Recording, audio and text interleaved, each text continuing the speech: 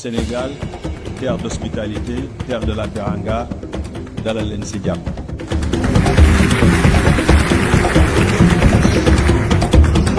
To all of you stakeholders, governments, private sector, researchers and farmers is for us to unite behind the Kampala Declaration, behind the Comprehensive Africa Agriculture Development Plan.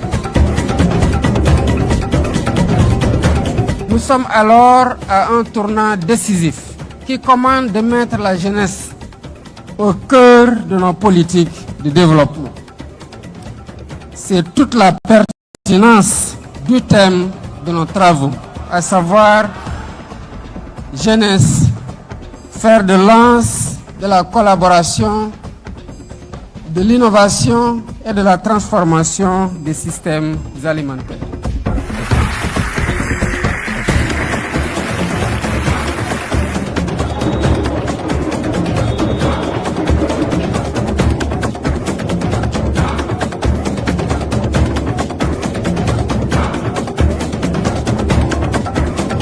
The country welcomed us, the warm hospitality of Senegal, but also the infrastructure.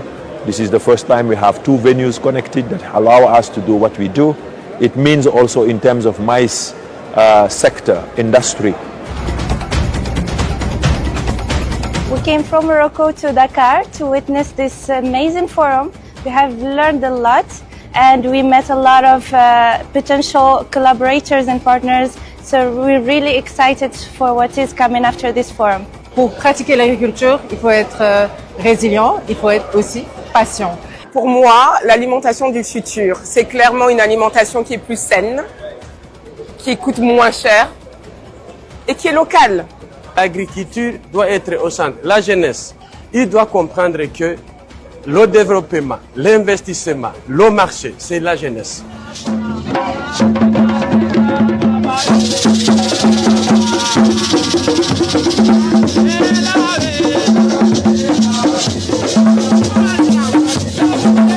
We have also witnessed new partners coming from other regions, United Arab Emirates, we have also Asian countries, etc. This is a market where everyone can come and shop ideas, shop pipelines of investment, shop ideas in terms of policy, shop ideas in terms of business environment.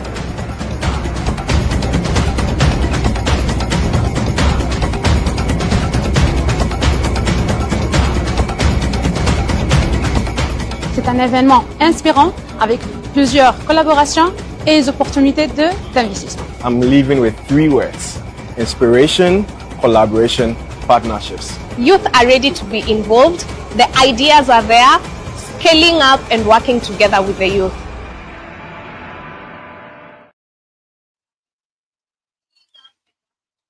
All right, good morning, good afternoon, good evening, world, depending on where you're watching from. This is the AGRA Nigeria Youth Delegate Debrief, holding today the 11th of October 2025.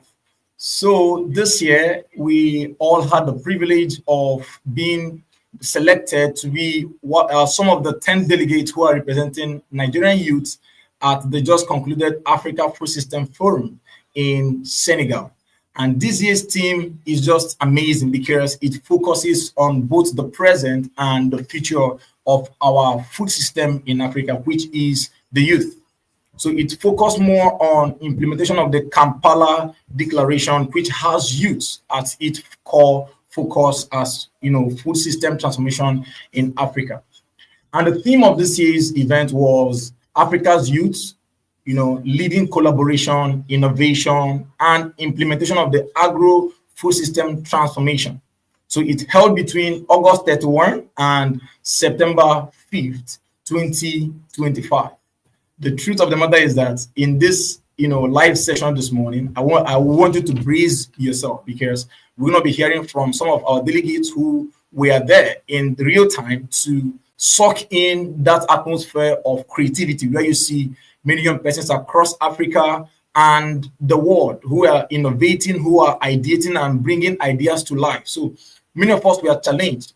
And on this conversation today, we're going to be hearing from some of those persons who were who represented Nigeria. And of course, not the 10 of us can come on this call today, but we're going to have a handful of us come to the stage today to just tell us what their experiences are. And I must say to you, every young person listening to this call now or later, have in mind that such, environments as the African Food System Forum is where every young person who want to play in the agri-food system have to be in, because there you get to shop for ideas, you get to shop for partnerships, you get to draw new insights that's going to leapfrog whatever it is we are doing in the agri-food system.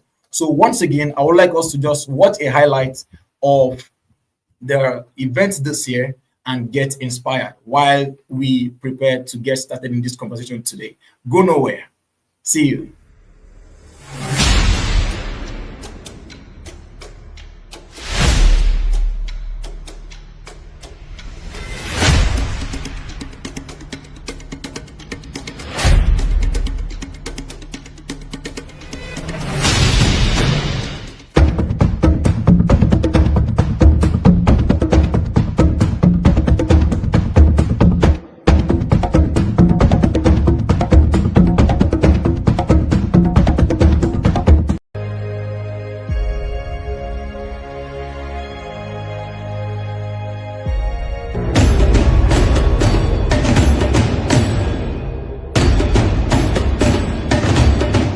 Day 4 of the Africa Food Systems Forum marked a powerful close.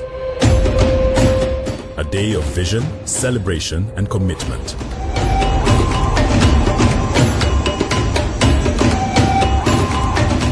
We opened with bold solutions for resilience, from new pathways in agricultural insurance to conversations on leadership and governance, building stronger foundations for food systems across the continent.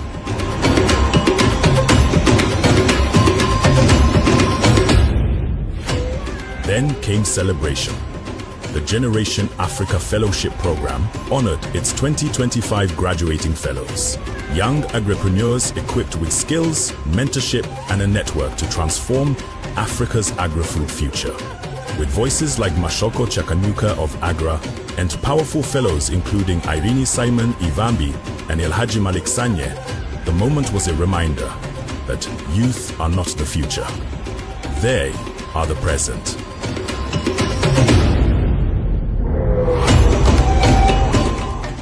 Civil society raised its voice, chartering the path for accountability, ensuring voices from the ground remained at the center of transformation. At the Farmers Forum, AGRA President Alice Roweza joined farmer leaders and youth agripreneurs to spotlight resilience, climate finance, and innovation.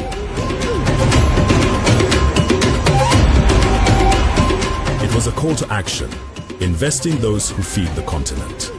Throughout the day, young people showed us the future, not just imagined, but already being built.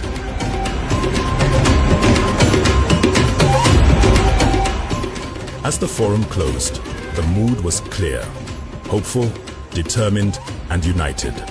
From bold lessons in resilience to acts of empowerment to youth and women as change generators, the Africa Food Systems Forum 2025 ends with one promise. Africa's food future will be resilient, inclusive, and led by its people.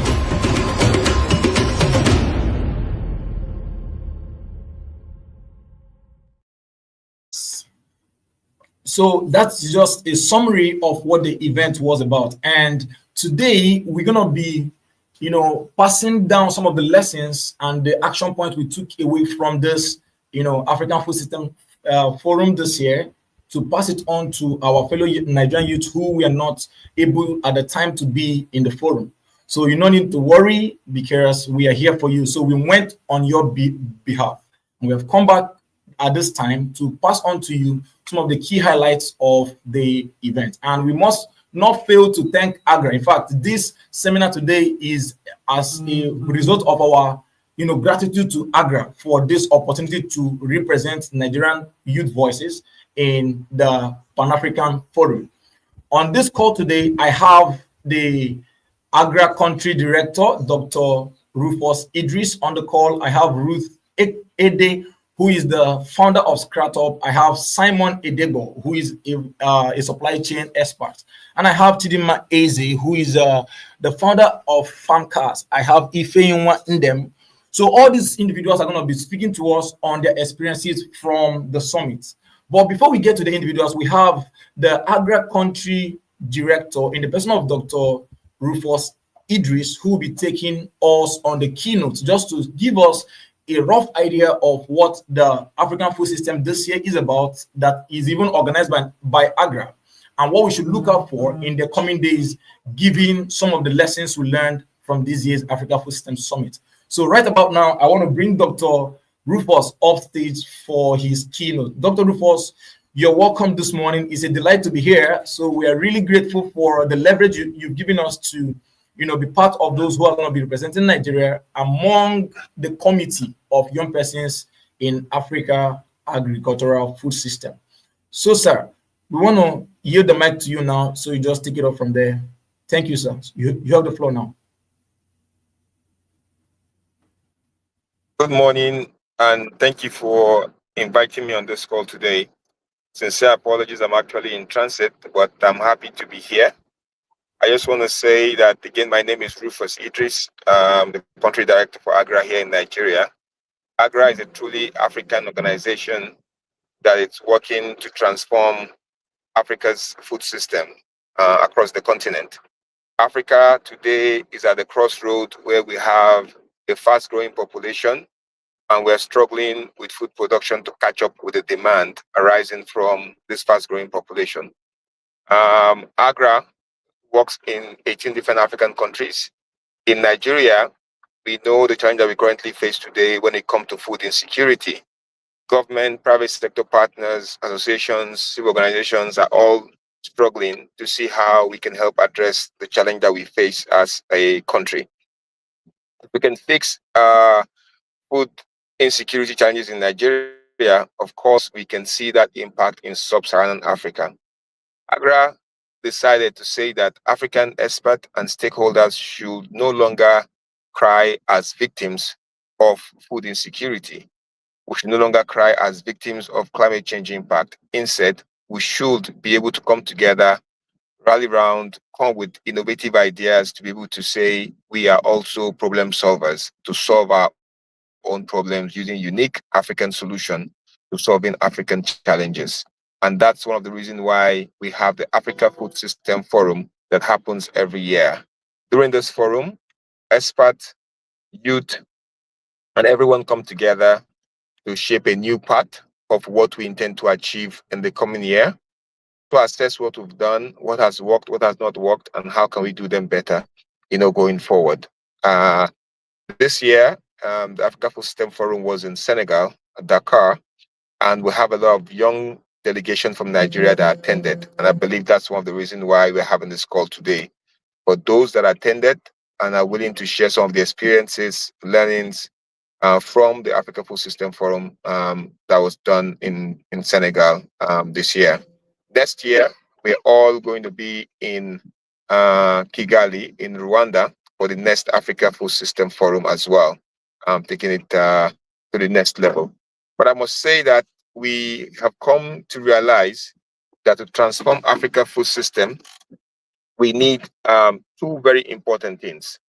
One, we must use innovation and technology as an enabler to transform Africa food system. And two, we must use the power of the young people. Knowing, for instance, in Nigeria, that young people constitute more than half our population, and we have not really leveraged that demography very well in shaping our food system.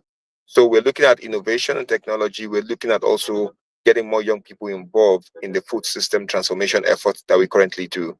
And that's why AGRA promotes and prioritizes young people, women, and also innovation and technology to transform that space.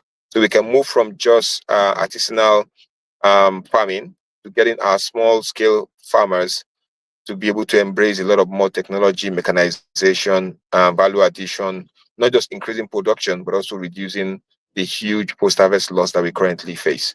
So I'm happy to be here today, and I congratulate the organizer of this event, that AGRA will continue to stand by Nigerian youth as you shape design, and come together to contribute your quota to transforming Africa food system. We believe that not just the future of food is youth and women, the future and today transformation of the food system depends on our young people, depends on women, and depends how fast and how well we can utilize innovation in that process. So I'm happy to be here.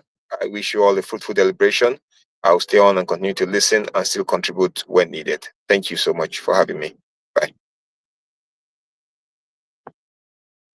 Thank you so very much, Dr. Rufus, for coming around and for sharing your thoughts briefly with us today. So we don't take it for granted. And on behalf of all the delegates, which I believe they'll be able to speak for themselves, to just give their words of gratitude. We're just saying thank you. So this is just some of the delegates at the summit with Dr. Rufus Idris, but we have one of us not in among us in this photo. So we are truly grateful to AGRA, and we hope to see ways we can always collaborate with AGRA to mobilize young persons to leverage some of the offerings of AGRA in Nigeria and across Africa. Thank you once again, sir, for honoring our invite to share your thoughts briefly with us. Thank you, sir. So right about now, I want to bring on the stage some of our the delegates from Nigeria who were at the summit this year. Some of them spoke on platforms. Some of them were able to, spotlight the reality of Nigerian youths as far as agri-food system is concerned. And some of them were able to contribute to conversations at a very high level at the summit. And some of them are here on this call today to share their thoughts and their takeaways from those sessions. And I'll be bringing them off stage shortly to just have that conversation going there. So I would just want to just read out to us who we have on the call today. I have Chidinma Eze. Chidinma Eze is the founder of FarmCast. FarmCast is an agricultural HR outfit. And I have on the call today, I will bring on the stage also Simon Edebo, who is a supply chain manager, and Ruth Eko Ede, who is the founder of Scratop. And lastly, I will have Ifeyinwa Ndem, who is the founder of Rural Side Africa Alliance. Now, these people are just representatives of all the 10 delegates who were sponsored by AGRA to the summit this year. So without further ado, I'll just bring them up stage right now as we get to the conversation to have them share their thoughts and their takeaways from this year's outing. So before we get to the conversation, let's just play back some of the takeaways from the event this year. Right, but there's just the system needs to be redesigned to bring in more young people, and such that what they are doing is and actions need to be taken.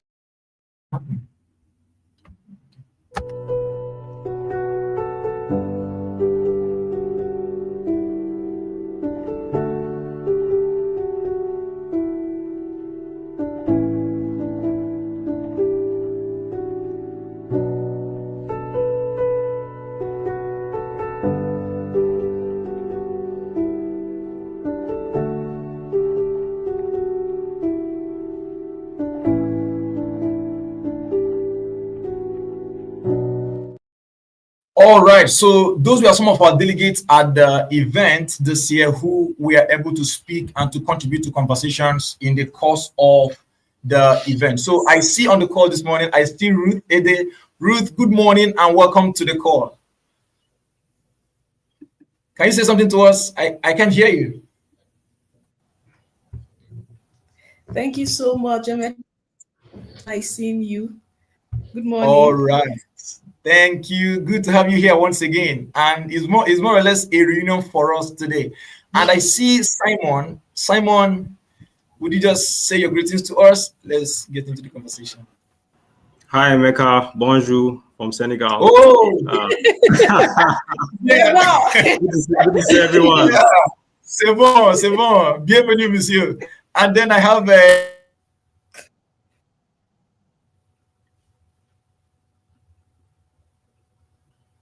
our viewers this morning. Oh, my name. Yeah. Chidima, did you hear me? Could you just take it off from there? Okay, hi everyone. It's nice to be here.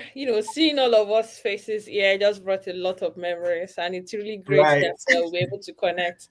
And I look forward to the conversation today. All right. You're welcome. And how is your location today? Chilling? Awesome. Oh, yeah, good. Thank you. Okay. So, if anyone, would you just say hello to our viewers this morning? Hello.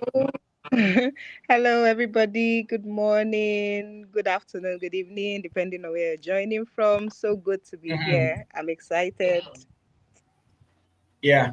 Thank you. It's a delight to have you here this morning. And for our viewers, you can always comment. You can always drop your shout outs in the comment as we get into the conversation this morning.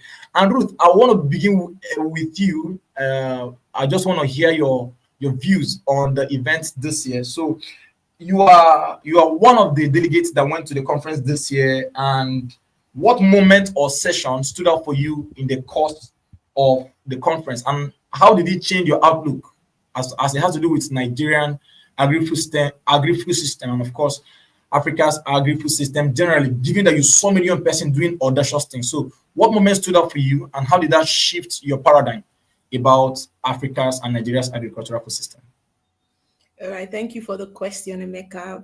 Before I answer that question, I would just want to say a big thank you to AGRA Nigeria and for the opportunity to be at the African food system this year.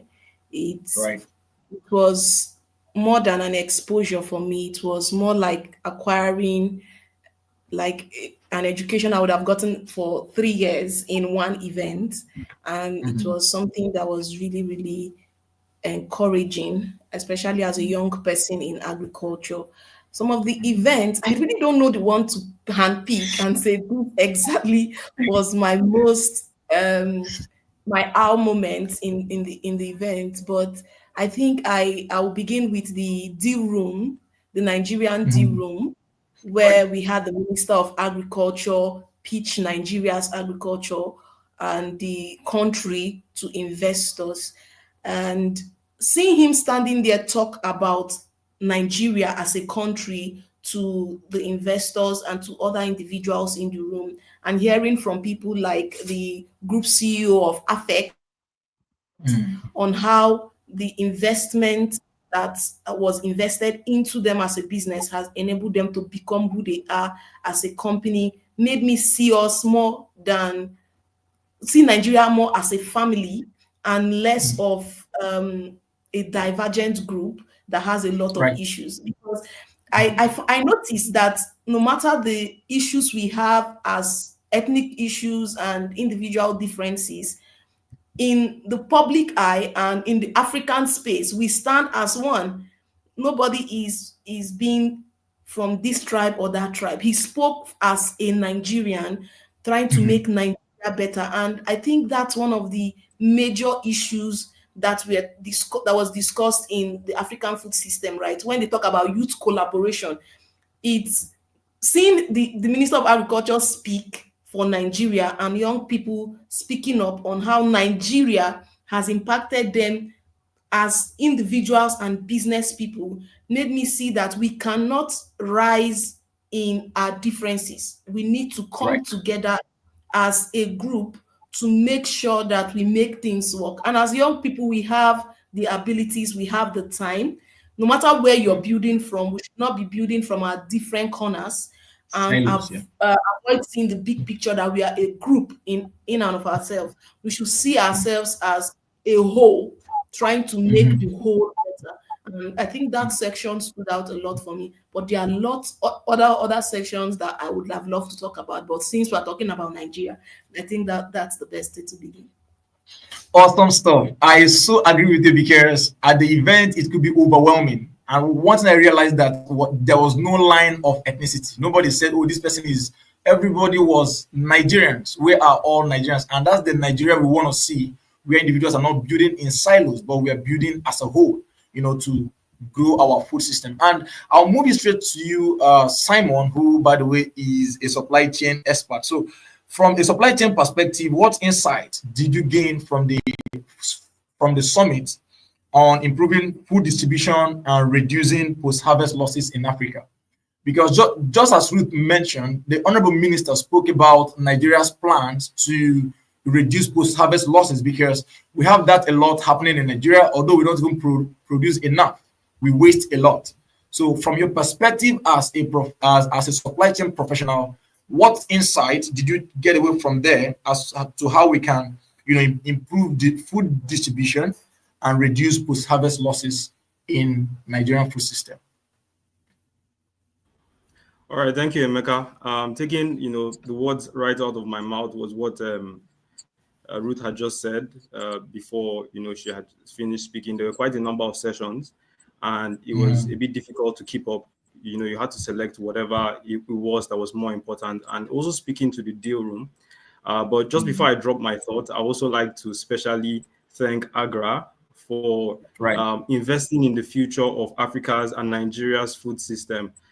Seeing youth not just as observers, but also as partners and worthy of the investment to participate in such a high-value event. So coming back to your question on food distribution, which is one of the core pillars of food security, it's important to note that while the Nigerian Post-Harvest Systems Transformation Program highlighted by the minister in the deal room is a fantastic project, I think one of the things that we need to also strengthen and put into perspective is that it's a supply chain.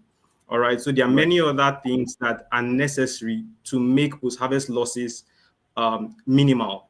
All right, so storage is fantastic, which is what the focus was on, but there's a lot of other infrastructure which form the foundation of the supply chain. All right, so speaking to roads, speaking to clean water, which is very important for processing, speaking to power, right, speaking to quality lab test, quality testing labs, right, to grade the quality of farm produce, speaking to security, all right, because not just having good roads, but also having safe roads, all right. You can have the storage wherever you want to have it. If the product cannot move from the farmer to the storage facility, it will still waste, all right. So I think that perspective was not fully captured, and it's something that we should begin to advocate for and insert into the conversation, because resources would always be wasted when there's no infrastructure. Infrastructure builds the foundation for every other resource that is coming in. And we just highlight my second point on public-private partnerships, that government must play their role in creating that enabling environment and delivering on their political promises, all right, not just for campaigns, but delivering on them, so that the private sector can also come in partnership to deliver on the operationalization of all the strategies and initiatives that have been discussed. That will be it for me. Oh, that's very awesome, insightful thought there, Simon, because being in such a room gives us the opportunity to spotlight what it is that is our problem. Because one of the things the minister mentioned that I felt was striking, and you just reiterated it, is the place of systems approach to solving the food insecurity problem in Nigeria. So carrying along every segment of the food system to ensure a holistic, pursuits. We are all pursuing the same cause. Everybody is on the same page, going towards one goal. So that system approach of inclusion is what's going to help us achieve food security in Nigeria. Thank you again, Simon, for that thought. So I'll move you straight to Chidima Ezde, who, by the way, I call her the Madam President, because as you can see on her screen, she's the WIPAD Nigeria country rep. So, Madam President, permit me to call you that on a global stage like this. So, you had a unique experience of speaking both at the Youth Dome. By the way, Youth Dome is, a segment at the conference that just has everything about youth conversations, networking, opportunities are done in that segment of the venue. So, you had the privilege of speaking at the Youth Dome and the main stage at the summit. Agba, Madam President, for a reason.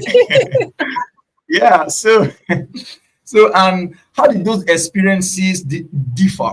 How, what was the difference between speaking to young persons around the realities about food security and speaking about it on a global stage, on that massive stage? And what impact did that have on your advocacy for youth inclusion? Because I saw that you spoke in the different segments around youth inclusion in agriculture, and of course, how to spotlight the efforts youth are making. So how did those separate occasions, leave impressions with you or on you about your work in youth advocacy in agriculture? All right, Emeka, it's good to hear from everyone again. And I also want to use this opportunity to say thank you to AGRA Nigeria because Right. last year it was one of the things that I had top in my mind to attend, but I was unable to. So, being selected by AGRA Nigeria this year was just a very big privilege for me, and also representing the voice of young people, not just at the youth dome, like you mentioned, but also at the plenary section. And so for me, what difference does it really make? The African food system is the largest platform that bring agricultural players across Africa. And like we watched in the video, we had people who were not just in Africa alone. We had people that came in from other regions. And so it basically shows us that the African food system is where conversations, policies, innovations that relates to the food system take place. And so for me, being able to speak on that platform was one, a huge privilege. Another, I think it's also really like a burden to really share what the voice of the youth really is. At the youth dome, again, it's our youth thing. So we had more of young people around. And so it was more around conversations on young people supporting themselves and even older generations supporting young people. The conversation we had was around women empowerment, particularly in the what's it called in the agricultural sector. We see that I think one of the major mistakes that a lot of young people do over time is that we tend to believe that the old generation didn't get it right, and so we are not willing to learn from their mistakes, their journey, and pick one or two things there. And so one of the highlights for the conversation we had at the Youth Dome was around mentorship, the impact of mentorship, how it basically play a major role to shape the journey of young people, and then give them flight to be able to do better in whatever Right. that they go in the agriculture sector, either as a career or as an entrepreneur. Then at the plenary section, I I was the voice of the African youth, particularly when it comes to fertilizer implementation. And one of the major, Awesome. yeah, why this was very, very important to me is that we know the plight that young people particularly face. Agri is capital intensive. And so if you Right. want to start speaking around youth involvement, we need to start looking at systems, measures that are put in place, particularly financial systems and trust structure that ensures that as more young people are coming in place, there are structures to be able to support them in the agricultural sector. One, but way beyond the structure also is to also see the sustainability of the soil. Like the theme of the Right. program, we are looking at collaboration, partnership, and innovation for sustainability. So we don't want to deplete what we currently have, but we also want to ensure that it's available for the near future and all. And so all of these conversations for me basically shows that Agra Nigeria is taking a step forward in youth engagement, in youth conversation, because this red team focused around young people and the youth generally. And so in my work in advocacy, particularly as YPAD Nigeria country representative, it basically shows that we are in the right track, and then we're able to tell policymakers, we are able to show what we actually need as young people, and the innovations that we are doing are also aired and supported generally. Thank you. Right. That's awesome. That's an awesome one there because somehow who is not in the room cannot contribute to the conversation. And it was only wise that you had the privilege to speak to that matter of mentorship because there is a lot of generational divide that needs to be bridged, and such platforms as AFS serves to bridge that generational divide. Thank you for spotlighting that again. So I'll take it quickly to you now, Ifeanyi, who is, by the way, is a food nutritionist. So are you on the call? Can you just can we see you? So I want to take it to you quickly. Bring it to you quickly as a nutritionist and who is, by the way, operating in the nutrition focused agri, who is a nutrition focused agri processor. So what key insight did you take away from the summit, and how does this align with the work you do at transforming food systems through value addition? What insight did you take away from the event as it has to do with food processing in your perspective as a food processor? Would you speak to that? Thank you. Okay, thank you so much. Good morning once again, everyone. Apologies for, turning off my camera. I'm It's fine. having serious network challenges, right? And I discover that the network is actually stronger when I turn off the camera. But once the camera is on, I can't hear what anybody is saying. Thank you so much, and thank you to Agra for this opportunity. I was so excited. In fact, at a point I thought I wouldn't be able to come, because I came a day late, but to the glory of God, it all went well and I was able to attend. And a lot of sessions actually stood out for me. I was here and there attending almost, I wouldn't say all, but once I see a session on nutrition, I just pop in. And what stood out for me from the summit is the fact that investing in processing technologies is actually key, right? Because I work closer to, will I say, the production zone. I partner directly, with the farmers, right? And learning about techniques, that does not just extend the shelf life, but also preserve, and enhance the nutritional value of products. I mean, that was a game changer for me, because talking about post-harvest loss, this is one of the key, problems that we are facing in the, the agri space, and extending shelf life of products is actually a challenge when it comes to nutrition, because you do not want people, consuming products, and what they're taking is actually chaff, because a lot of the nutrients were lost, during the production process. So having conversations around this space, it was really great, and hearing, people talk about bringing processing closer to the production zones, right? And now it's not just, okay, the production zone is in A and then you're processing in Z, creating strategies to actually bring processing closer to these zones, because a lot of these are local, will I say, local women, a lot of people in the rural communities, right? They are actually open to going for that, not just producing, they actually want to process, right? But it is the fact that these things are not done close to them. They do not have access to where these things are done. So they don't even know how it is being done, right? So when you bring production closer to, the grassroots, you're actually bringing in more players into the nutrition space and actually contributing your quota, to reducing the food gap that we are facing in the region. So this was my takeaway from the summit. Thank you so much.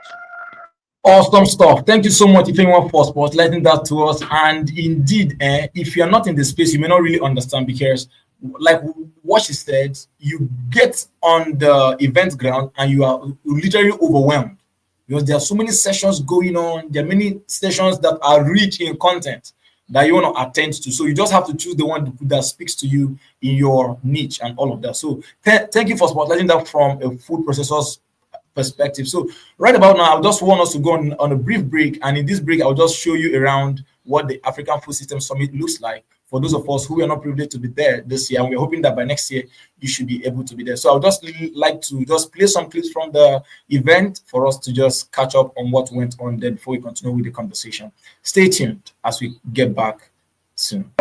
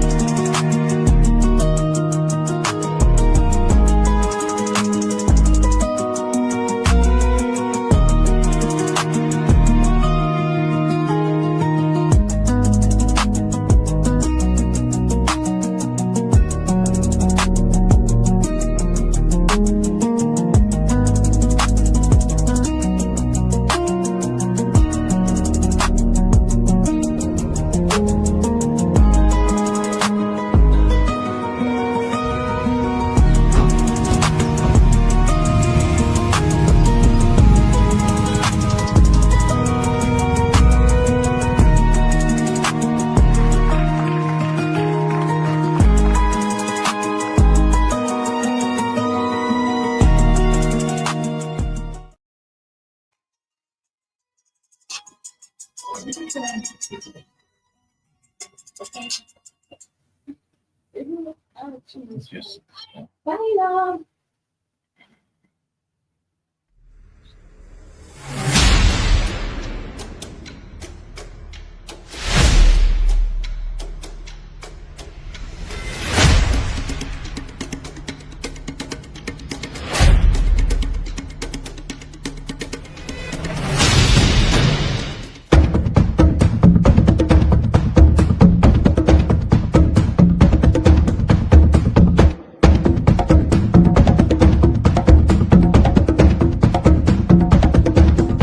Bienvenue au Sénégal, terre d'hospitalité, terre de la teranga, dalal leen si jàmm.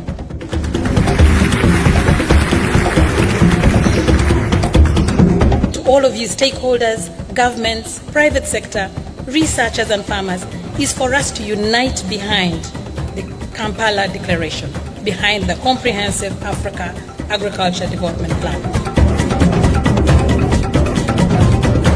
Nous sommes alors à un tournant décisif qui commande de mettre la jeunesse au cœur de nos politiques de développement. C'est toute la pertinence du thème de nos travaux, à savoir jeunesse, fer de lance de la collaboration, de l'innovation et de la transformation des systèmes alimentaires.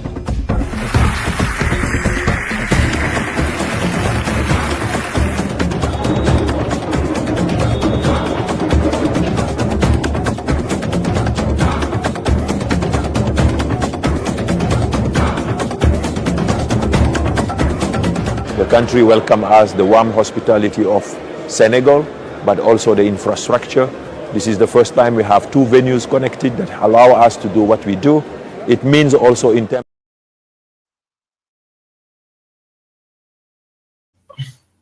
All right, thank you for staying tuned. And in case you just joined us, this is the AGRA Nigeria Youth Delegate Debrief. Some of us who we are privileged to be at the African Food System Summit this year in Senegal, fully sponsored by AGRA Nigeria. And the summit focused on the theme, Africa's Youth Leading Collaboration, Innovation, and the Implementation of Agri-Food System Transformation in Africa. And at the summit, there were several conversations, there were several planning, there were several brainstorming sessions on how young persons can lead the charge in food system transformation in Africa. And today we are here to just share our insights on how Nigerian youth can, join the effort to close the gap that exists in Africa's food system. So that's why we're having this conversation today, just to receive the reflections from the delegates at the summit this year. So without further ado, we'll get back to the conversation this morning. And as you well know, the event is not just all seriousness all through. So somewhere in the course of this conversation, we get to also tell you about the fun part of it. All right. So right about now, I'll come back to you, Ruth. Ruth, you run Scratop, and Scratop is Scratop's model focuses on circular economy and ways to value innovation. As a matter of fact, I learned about what Ruth is doing many years ago, long before I met Ruth, because it was a case study for waste to wealth initiatives. So seeing that Ruth is working in the space, and I got to meet her in person in the course of all of this engagement in our agri-food system transformation project, and also it was more like a delight for me because I met the Ruth that was spoken about in our event where she was spotlighted as one who was doing that. So how did the summit reinforce or challenge your perspective on sustainability in our food system? So how did this summit challenge or reinforce your understanding or your perspective on sustainability in our food system? Yeah, thank you so much, Emeka, for the question.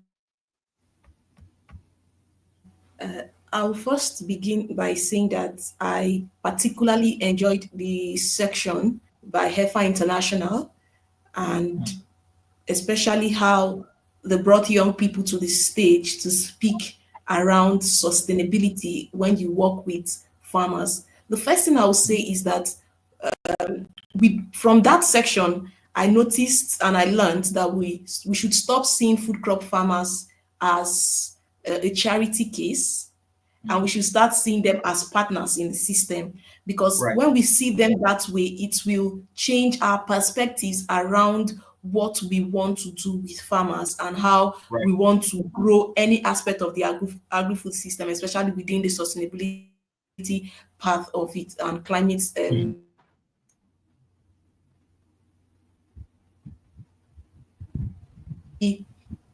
When we have this, we start seeing the agri-food system holistically, because it cannot function without the small-scale food crop farmers, who are about 80% of the food crop producers, right?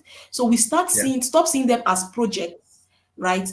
And start seeing them as partners, right? Because a lot of projects are out there, short term, trying to make things work. And all these, I call them instant noodles solutions for the agri-food system. It's over the years, it has proved, we have proven records that it does not bring about sustainability.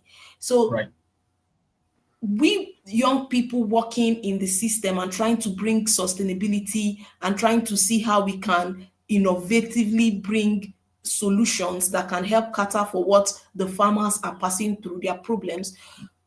When we see these farmers differently, and we will have a different angle where we pitch to investors, where we talk to funders around how we want to impact the farmers. And we'll stop looking at, let's raise a funding for a short-term project, and start looking at, and this was something that was key, that ran in almost every room, not just in the HEFA international space, but almost every room.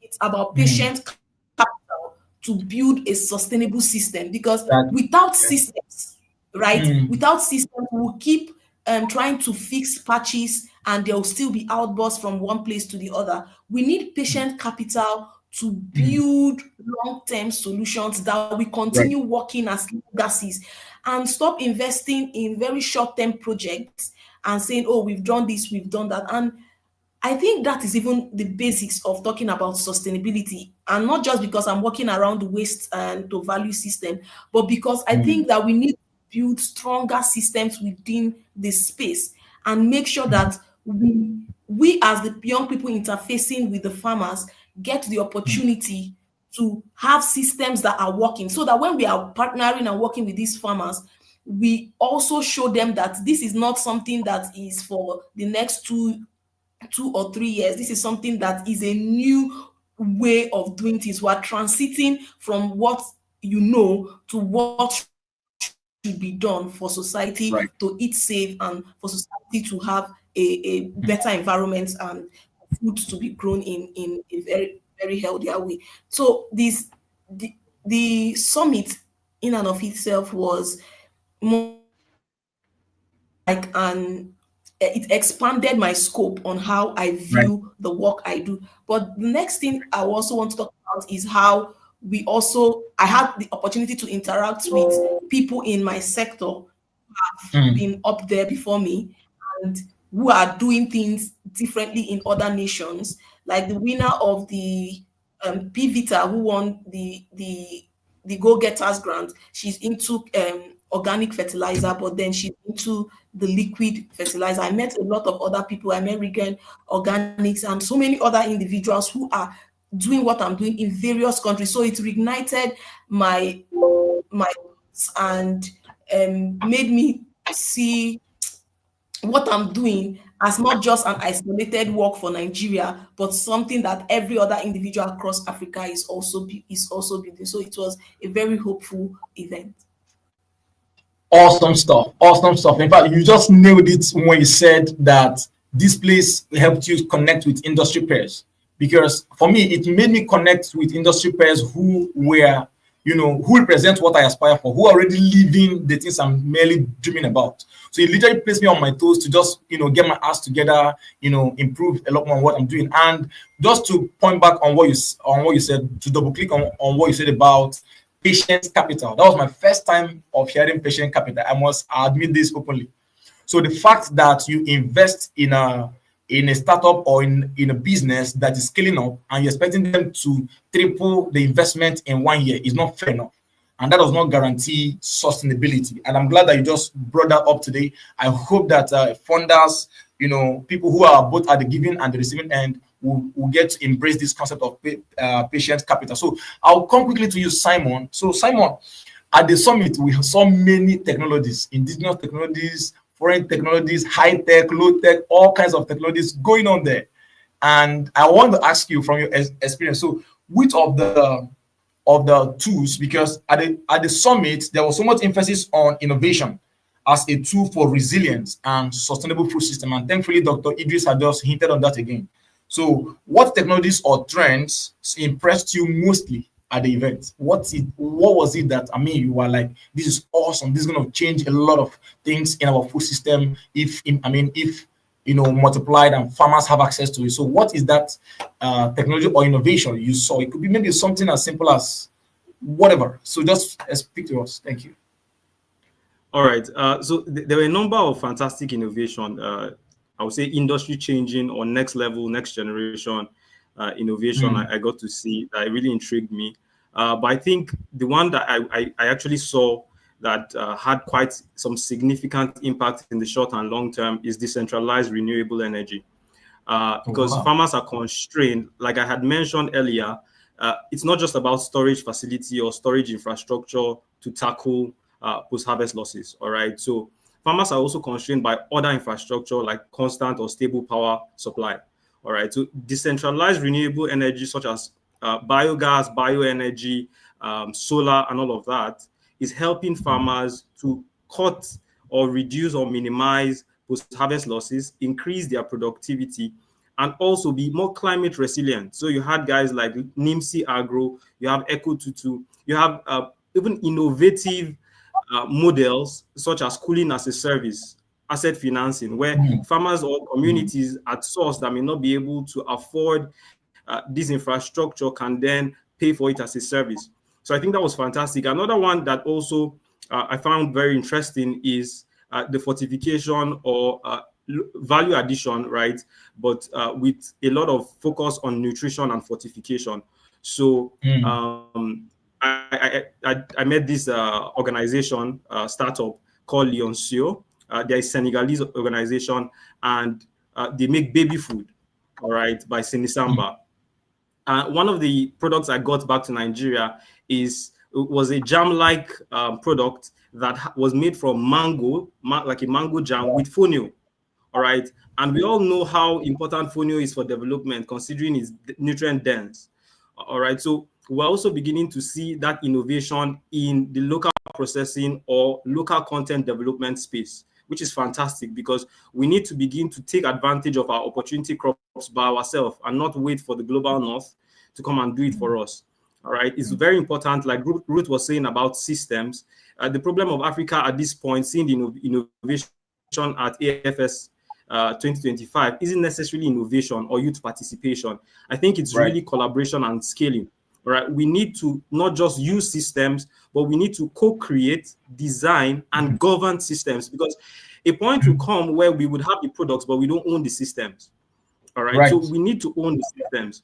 All right, so yes, we saw innovation in that. And then something just to spotlight is also the Agri-Influencers Network, of which Chidima is a part of, right? Seeing that social media is taking the front stage in driving collaboration across Africa. All right, that's really fantastic. And lastly, I want to say something on traceability and AI, helping farmers, helping aggregators and processors, and even consumers understand the journey of their products, making us more accountable with the practices that we're doing at the farm level or even at the processing floor level, ensuring that whatever we're doing, we're taking into account not just the profitability or financial sustainability of the business, but also the environment, the planet, and the people in the system. So that's it for me.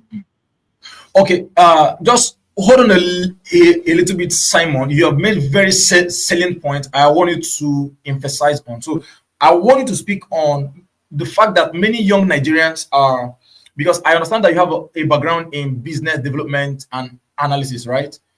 Okay, so many young Nigerians want to get into agriculture. They're interested in agribusiness, but they fear its complexities. because one of the conversations that kept happening there was the fact that the risk. So they fear the complexity of the agri-food system in Nigeria, the agribusiness ecosystem.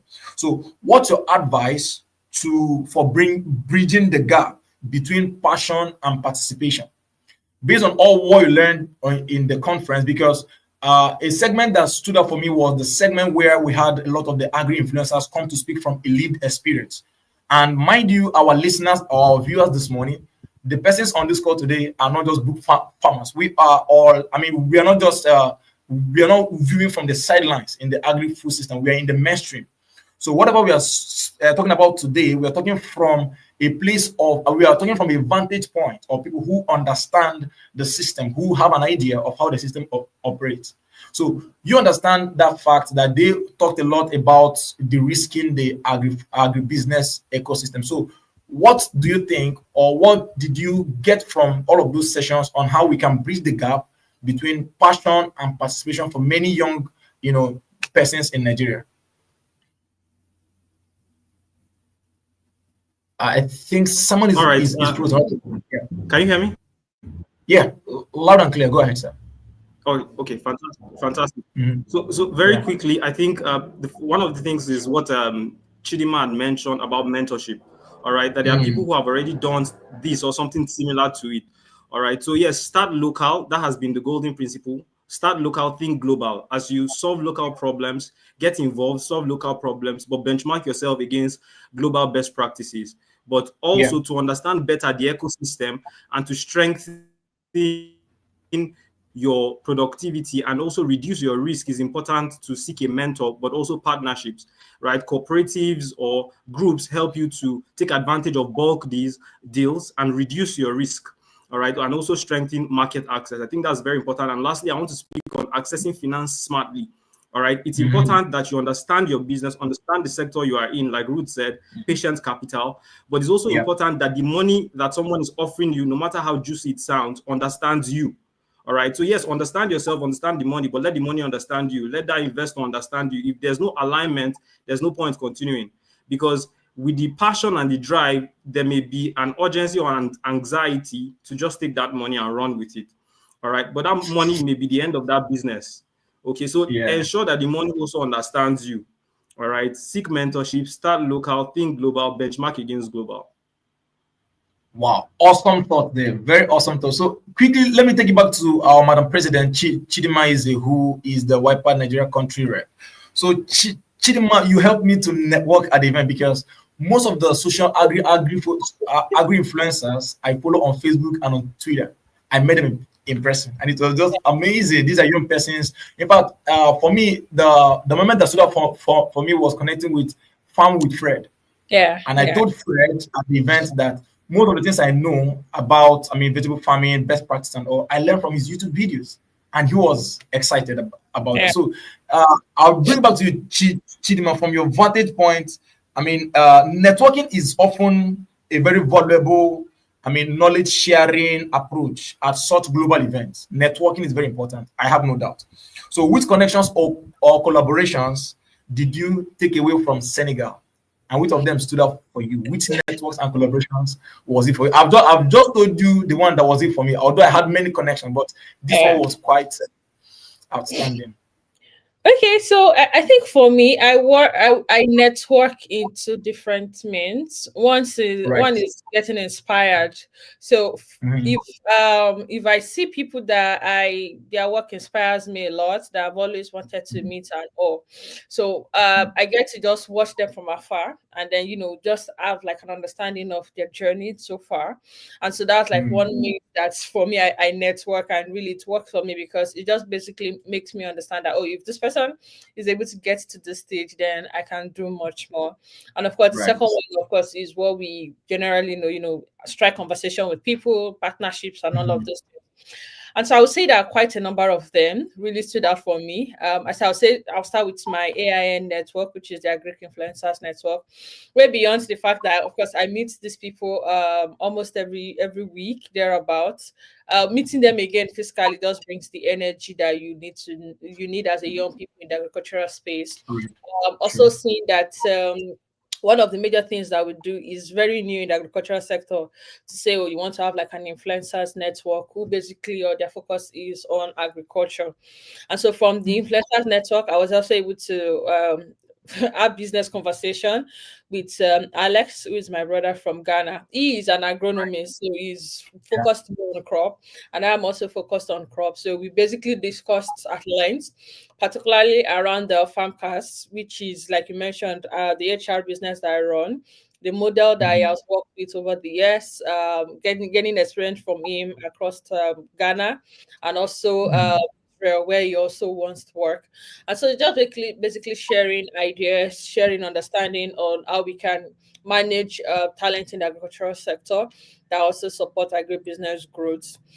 Beyond that, I also had to meet the YPAD African team for the first time. So it was really nice, yes, connecting with various young people who are the country representatives. Some of them are also members of YPAD from various regions. There was YPAD Senegal, there was YPAD Kenya, and a whole lot of them. And one of those conversations and of course, I met the African representative of YPAD, who is Kofi. And so one of the conversations that we were a partnership that we were also able to strike was with Kabi, an agriculture organization that focus more on training, capacity building, and all of those things for young people. And of course, we started conversation on how we could partner across, not just for Nigeria, but of course across Africa. And so these are just some of the conversations that or partnership that I also had at the events.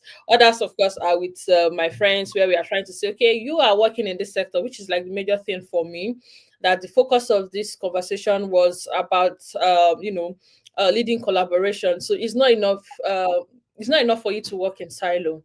You think you can solve the whole problem of the food system? Nobody can solve it. Even government cannot solve all of the problem of the food system. And so, what we, like you mentioned, we need a system approach. You are doing A, I am doing B, you are doing C. How can we collaborate together to drive and say, oh, this is your area of strength, this is my area of strength. Why not we come together? That was like one of my major takeaways from the conference. I'm sure you know Lucy, who is the team leader of Agri-Demi. You're already having a conversation already on partnership with Farmcast and Lucy at Agri-Demi to see how you focus more on capacity building, training, education in the agricultural sector, and our focus is on connecting trained or skilled talent to agribusiness. So how do we collaborate together to say, you do this is where we come in, and then we take the conversation. At the end of the day, we are driving at a common goal to strengthen our food system, to be resilient. So just basically some of the conversations and collaborations that I was able to make from the African Food System Forum. Thank you.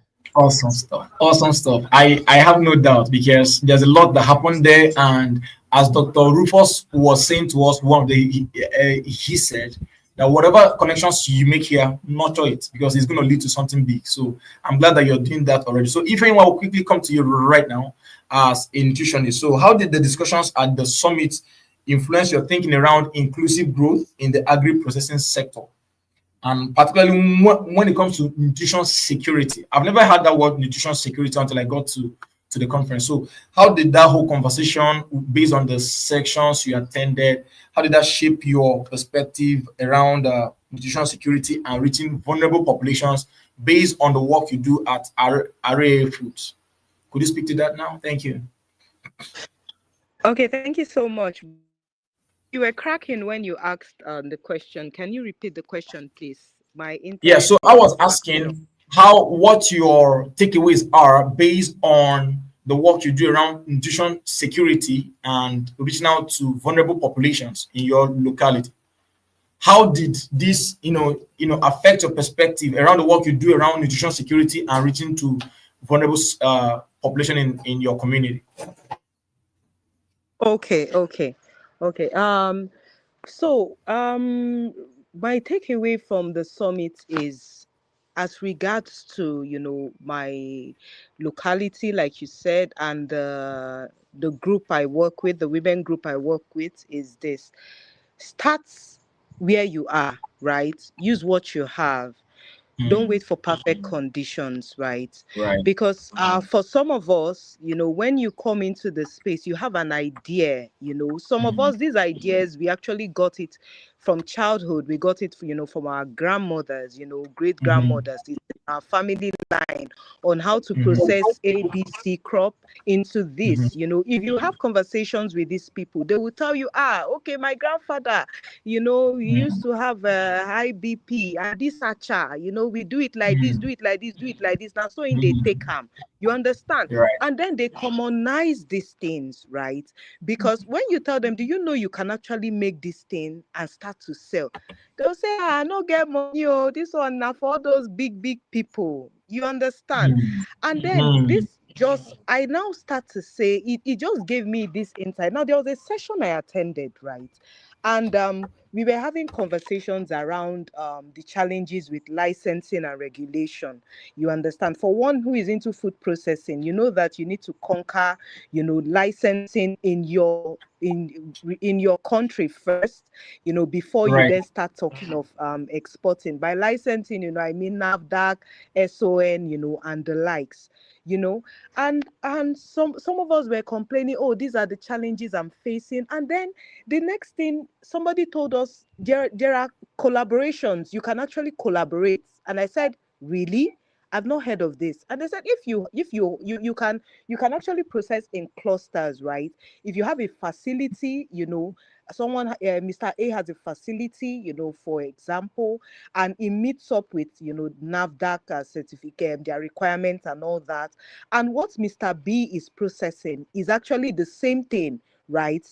With what Mr. A is processing. You can actually collaborate and they can give you your license based on the assurance that this is where, I will be doing my processing, right? Although there are still other angles to it. I'm just trying to summarize it. And I've never heard of this before. A lot of us have never heard of that, So now imagine me coming down to the rural community and saying, okay, this is actually possible. That problem you think is so big because you feel you do not have these millions to do this, we can actually find out and then process in clusters.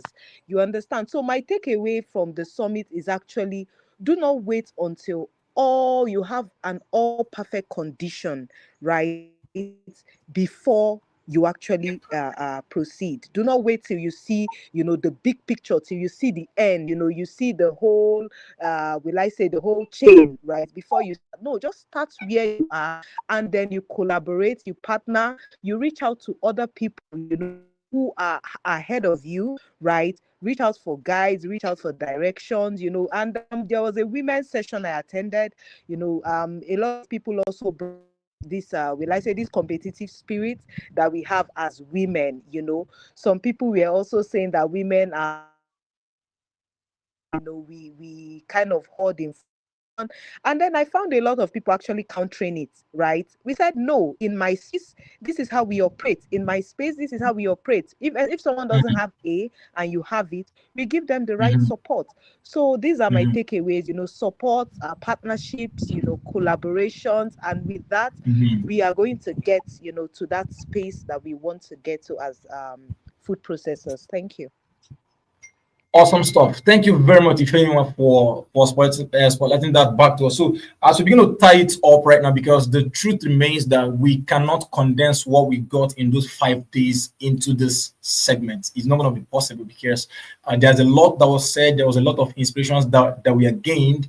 So what we are just doing is that we're just giving you a snippet into what the event looked like, and as the Kampala Declaration has as its focus, youth inclusion in agriculture, the fact that youth will have to lead the charge. And this Kampala Declaration runs from 2026 till the next 10 years or thereabout. So it's going to be within the next 10 years. How can youth, conversations about how can you lead the charge will dominate agri-food system conversations. So we cannot do all of that in this few minutes of our conversation this morning. So as we begin to bring it to a close, I would like us to have our youth call to action, because the aim of this webinar is just for us to have a call to action, raise a clarion call based on all that we gained at the summit to other young persons out there to come join us in this space. So I will return back to you now, Ruth.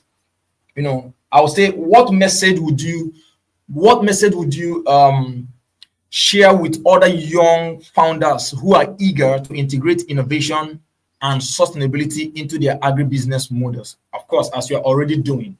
So what message, because you have also realized that the ecosystem is so big, there's a lot that needs to be done. And I usually say that no one individual has enough lifetime to tap into all the values that are available in the agricultural value chain.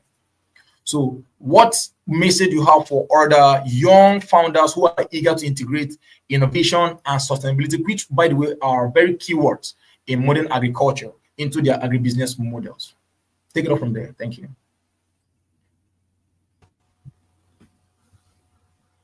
Thank you so much, Emeka. So the thing I would like to say to any young person who wants to come into the system or already in the system and still dreaming is that start acting now. The system is such that you learn by doing, you learn by acting, Right. you gain hands-on experience by trying and trying and trying. The innovation you're seeking, personally, as somebody in the organic fertilizer space, I saw a lot of variants of of organic fertilizer presently in Africa, and I was shocked at what people are doing differently in this space. Something totally different from what I'm doing. So start now. That technology you're trying to build, you cannot get the perfect picture by reading and reading and reading alone. You must start implementing, start doing it.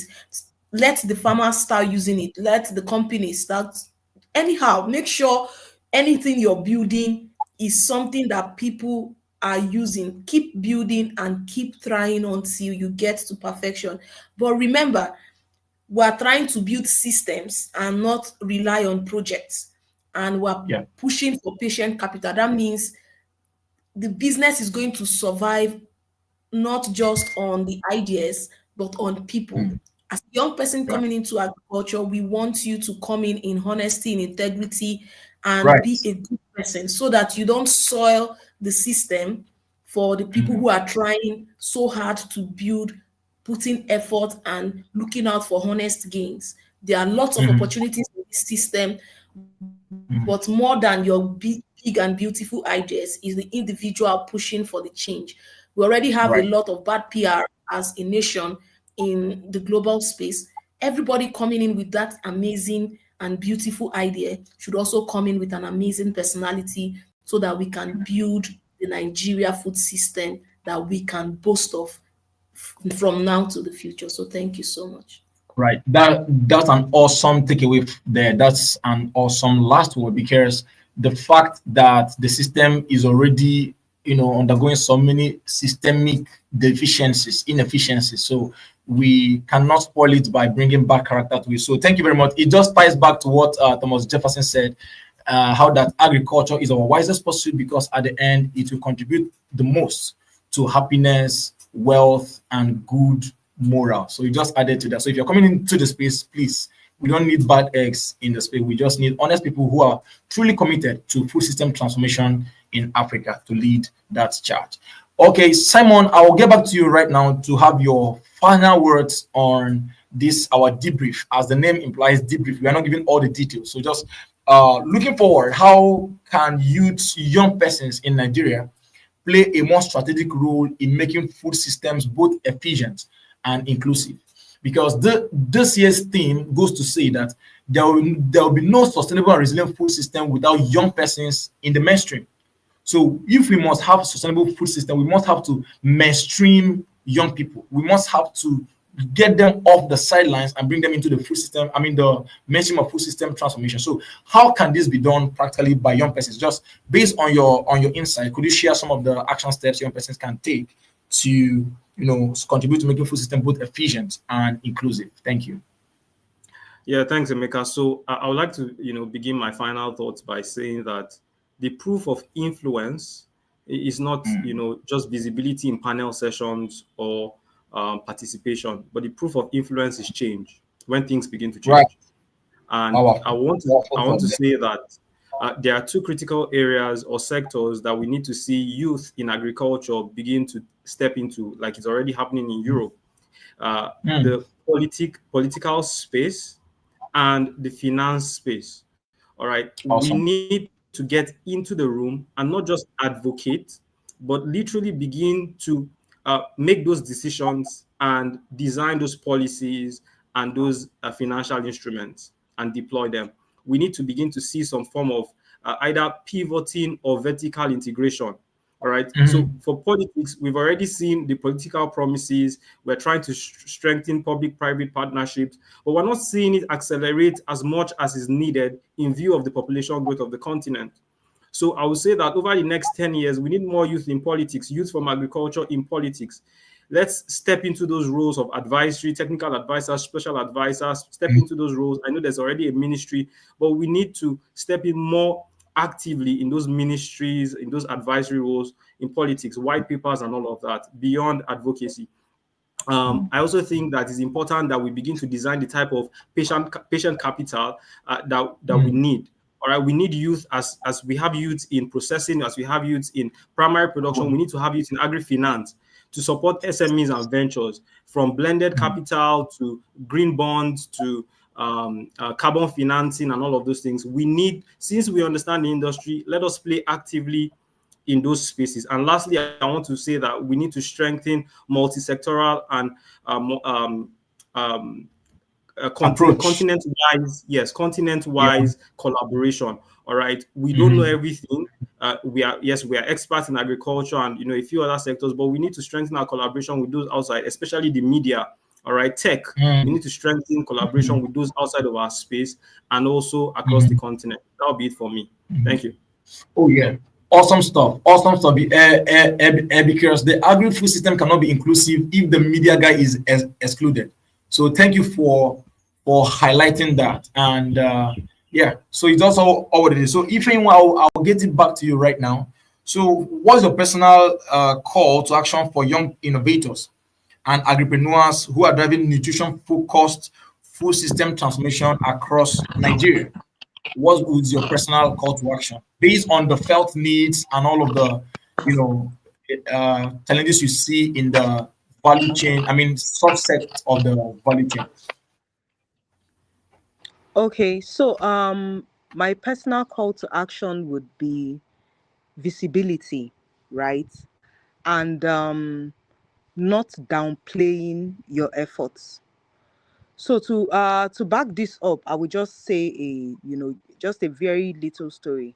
So there is someone I know in my community, right? He's a poultry farmer, right? And he was giving up. I'm also a poultry farmer. I have, I'm into layer production, right? And he had a challenge. He's into broiler production, and talking about poultry farming, we have a lot of boosters, additives, that people use for their birds, in order to, make them grow. I mean, broilers are supposed to attain a certain weight, within a certain period, but then there are additives you give them, and within 4 weeks, they are giving you the weight that they are supposed to be giving you at 6 to 8 weeks, and the guy, he was stuck between giving up, I can't do this because I don't think it's right, and I'm not making enough profit. I want to give up, and then I said, have you really spoken to people? Do people really know the uniqueness of your own production, right?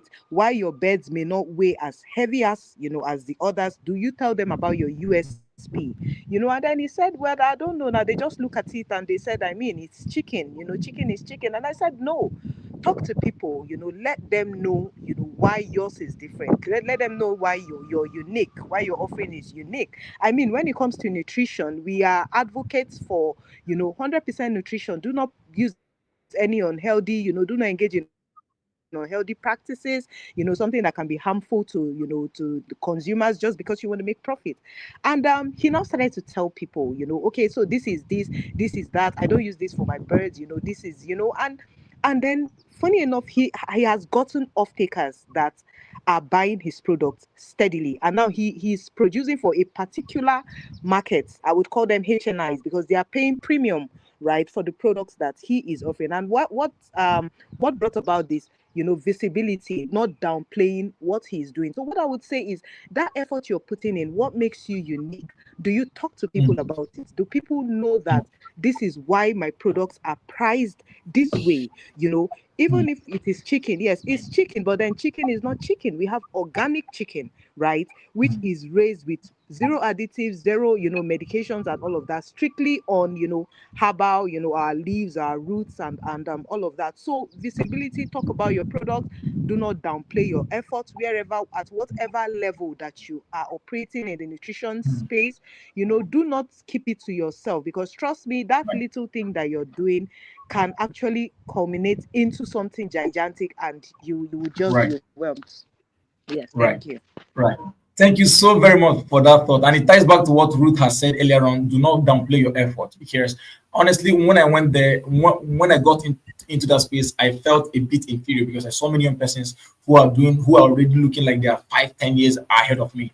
So I nearly despised my days of little beginning, but I said, no, I'm not going to do that. I'll just keep growing, keep learning from them, and keep growing. So thank you for spotlighting that again. But I just want to, Chidima, I would like you, before you take your call to action, so I just wanted to talk about the fun part. What was fun in Senegal? So let's not leave that part out, right? Because I believe that somebody who's going to stumble on this video someday, or who's watching it at this time, might have the opportunity of being in Kigali by next year for this same event. So what's the best to look out for in terms of fun, side events, all of these kind of things to just, add sauce to the whole experience? Okay, so I would say for me, particularly as someone who look out for adventure a lot. Yeah. If you're looking for the fun, go to the youth dome. There are a lot of fun that you always get at the youth dome. If you want to be serious, maybe you go to the other side.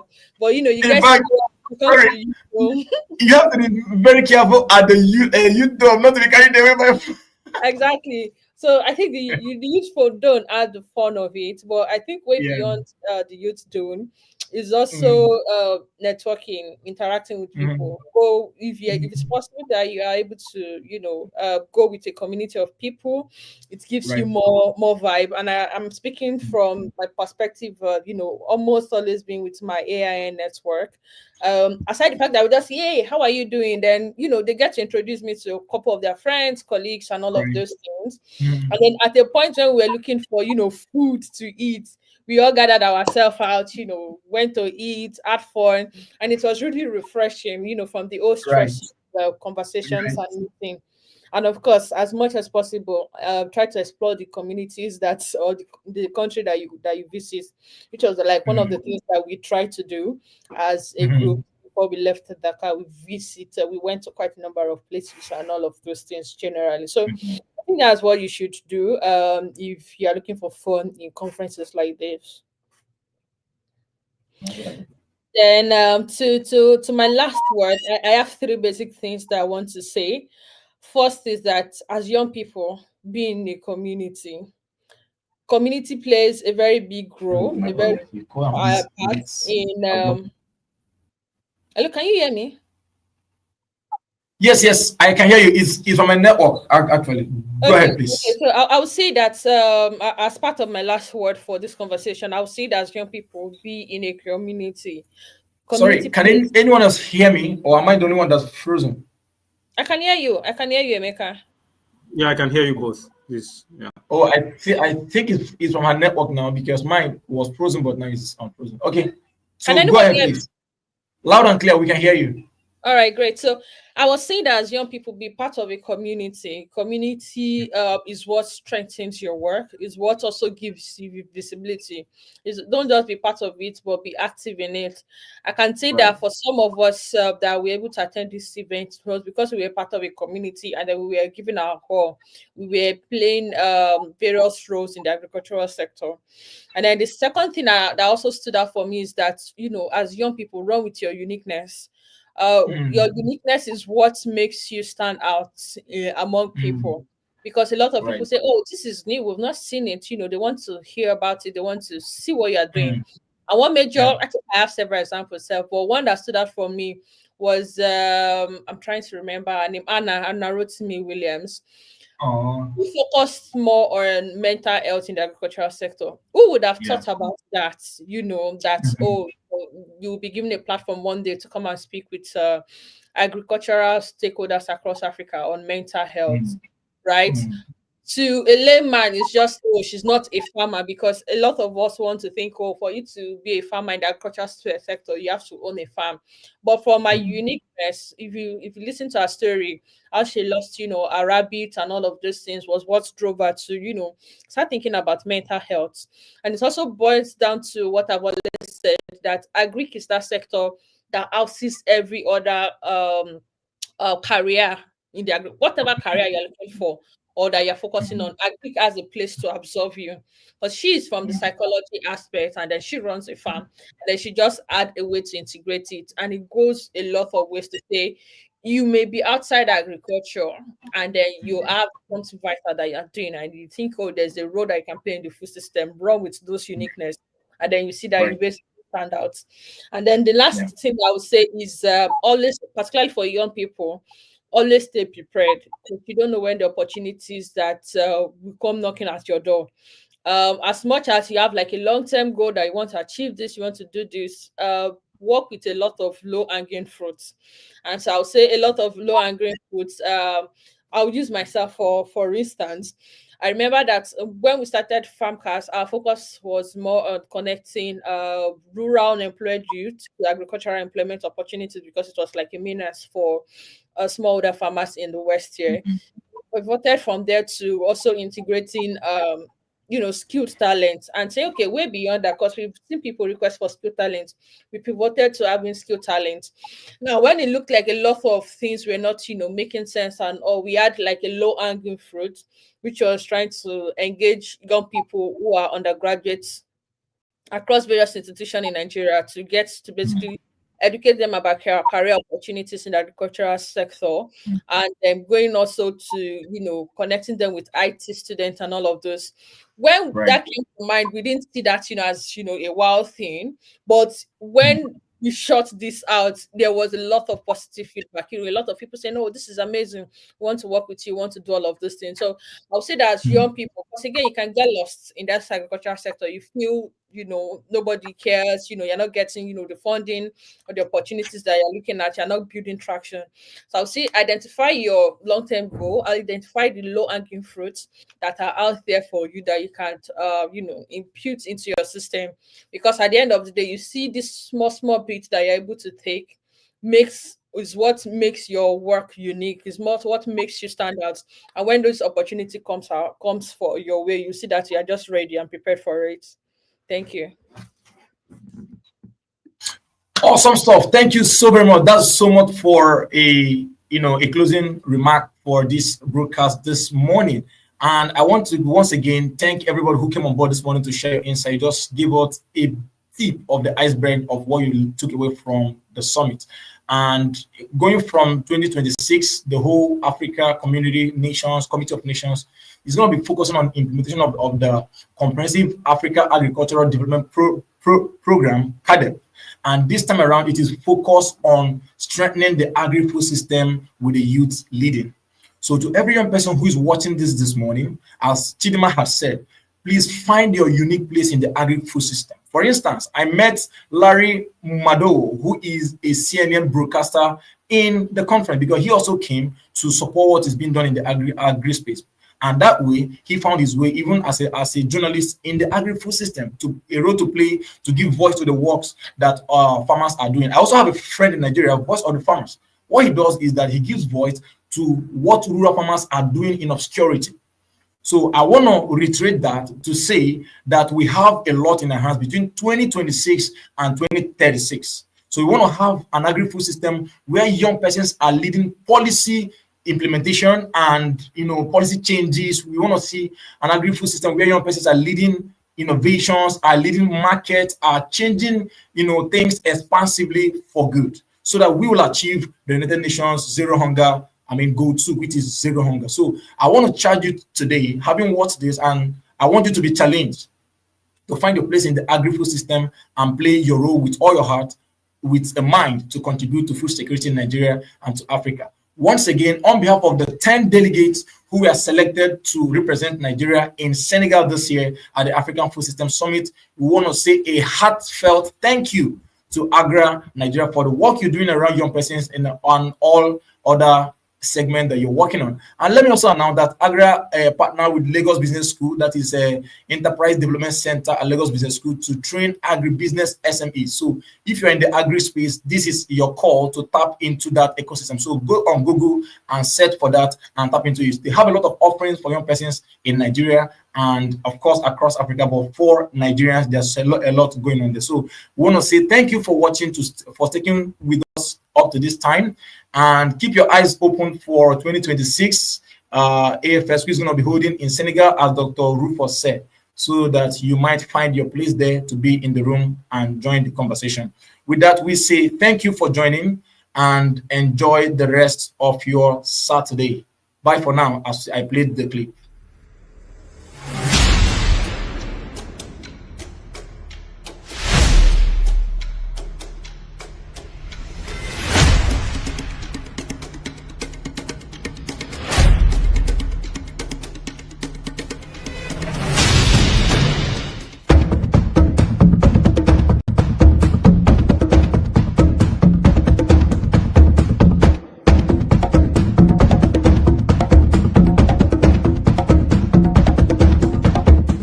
Sénégal, terre d'hospitalité, terre de la teranga, dans la l'NCDAP.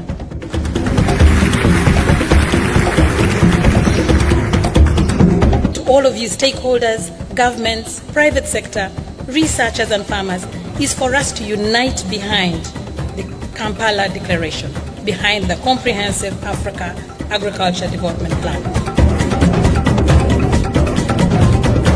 Nous sommes alors à un tournant décisif qui commande de mettre la jeunesse au cœur de nos politiques de développement. C'est toute la pertinence du thème de nos travaux, à savoir jeunesse, fer de lance de la collaboration, de l'innovation et de la transformation des systèmes alimentaires.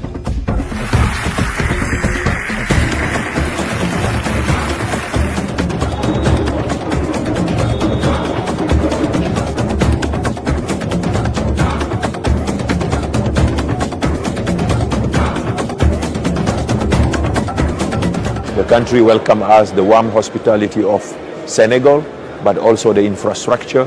This is the first time we have two venues connected that allow us to do what we do. It means also in terms of maize sector, industry. We came from Morocco to Dakar to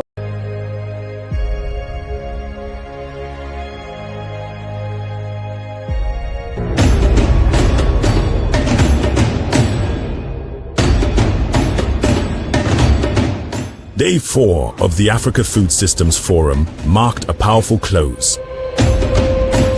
A day of vision, celebration, and commitment.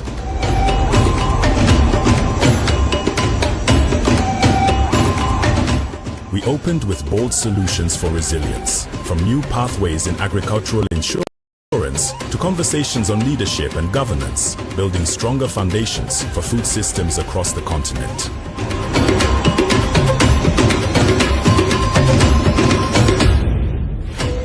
Then came celebration.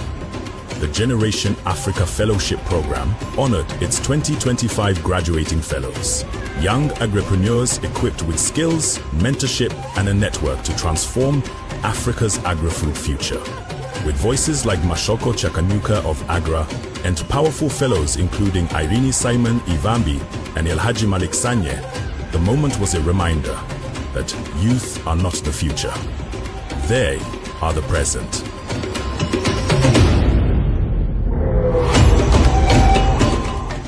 Civil society raised its voice, chartering the path for accountability, ensuring voices from the ground remained at the center of transformation.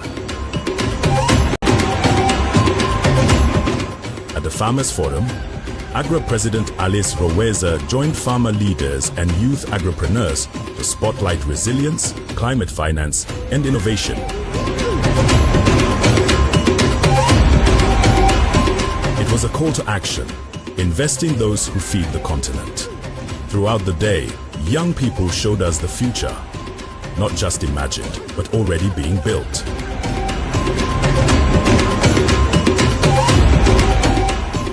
As the forum closed, the mood was clear, hopeful, determined, and united.